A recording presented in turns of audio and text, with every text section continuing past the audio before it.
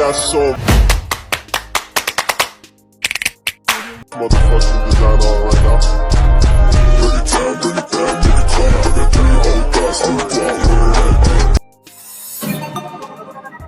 Politik pintu terbuka adalah sebuah sistem di mana pemerintah memberikan kesempatan seluas-luasnya bagi pihak swasta untuk menanamkan modal di Indonesia. Di sini saya akan menjelaskan materi selanjutnya tentang tujuan politik pintu terbuka. Jadi tujuannya yaitu menerapkan politik pintu terbuka untuk meningkatkan taraf kehidupan rakyat dari penjajahan. Dalam mencapai tujuan tersebut, pemerintah Belanda mengeluarkan beberapa undang-undang sebagai berikut. Yang pertama, Undang-Undang Pembendaharaan. Undang-undang dikeluarkan pada tahun 1964 ini mengatur tentang anggaran belanja Hindia Belanda yang harus disahkan oleh parlemen dan melarang mengambil keuntungan dari tanah penjajahan. Yang kedua adalah Undang-Undang Gula. Undang-undang yang disahkan pada tahun 1870 ini mengatur tentang perpindahan monopoli tanaman tebu dari pemerintah ke tangan swasta.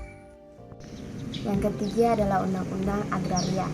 Undang-undang ini dikeluarkan pada tahun 1870 dan mengatur tentang dasar-dasar politik tanah. Materi selanjutnya adalah faktor pendorong dijalankannya politik pintu terbuka. Faktor pertama yaitu Jawa menyediakan tenaga buruh yang murah. Faktor kedua, kekayaan alam di Indonesia yang melimpah. Faktor ketiga, banyaknya modal yang tersedia karena keuntungan sistem tanam paksa.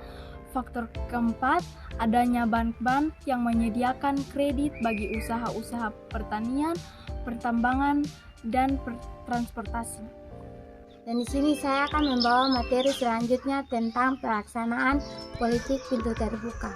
Politik pintu terbuka berlangsung pada tahun 1870 sejak peresmian Undang-Undang Agraria hingga 1900. Seiring dengan dimulainya pelaksanaan politik pintu terbuka, para penguasa swasta barat mulai berdatangan ke Hindia Belanda. Mereka menamakan model dengan membuka perkebunan seperti perkebunan teh, kopi, tebu, kina, kelapa sawit, dan karet. Untuk mendukung perkebunan,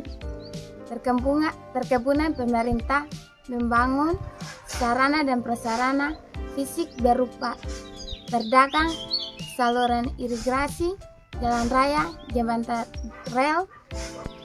Namun untuk membangun fasilitas tersebut, pemerintah Belanda merayakan tenaga kerja rakyat secara paksa melalui kerja paksa atau rudi. Perkembangan perkebunan yang pesat juga terjadi di luar Jawa, misalnya perkebunan tembakau dibeli di Sumatera Utara untuk memenuhi permintaan tenaga kerja secara kontrak.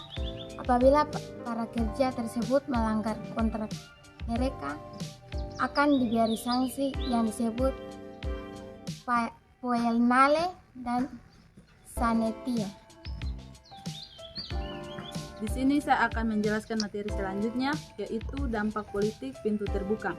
Politik pintu terbuka membawa dampak positif maupun negatif bagi bangsa Indonesia.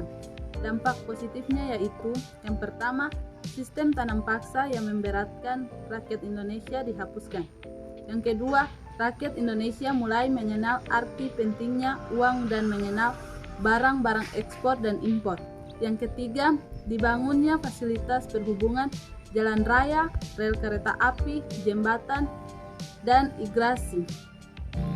Dampak negatifnya yaitu yang pertama, rakyat semakin menderita karena ditekan oleh pemerintahan dan swasta. Yang kedua, adanya eksploitasi rakyat pribumi dan lahan produktif secara besar-besaran.